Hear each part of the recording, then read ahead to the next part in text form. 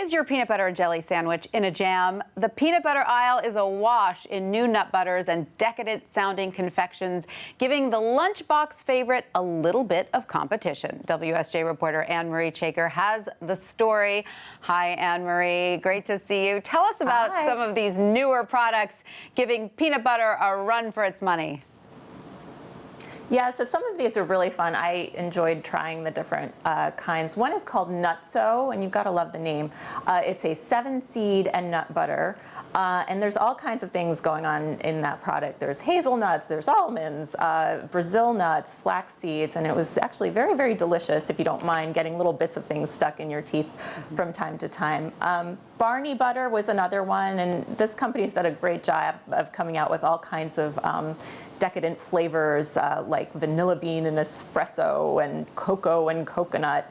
And then sunflower butter is one that's become increasingly popular in households like mine, where, you know, if you send your kid to a school that has a peanut restriction, it does a pretty good job of imitating peanut butter, and it's pretty good.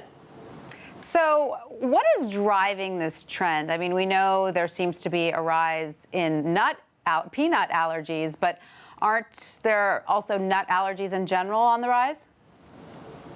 True. So there are a lot more peanut restrictions than tree nut restrictions in schools. But yes, that is definitely one of the big drivers. And so consumers are like spending more time in the aisle looking for alternatives to peanut butter.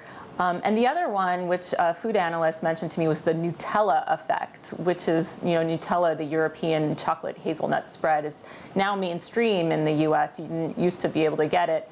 And so you've got a lot of copycats on the shelf, a lot of companies trying to experiment with chocolate and hazelnut. I love a little Nutella, that's for sure. Now, are some of these new products changing the way consumers eat nut butters? I mean, they're not just for jelly sandwiches anymore?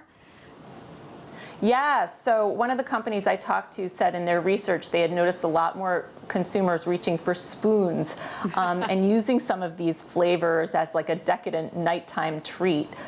So they saw that spoons were actually replacing bread and crackers as the vehicle of choice. That is a decadent dessert, though. You got to be careful if you start spooning out the nut butters. And speaking of, what is the nutritional difference? Are they better for you? Are they worse for you? What kind of sugar is in these nut butters? You know, it's really interesting.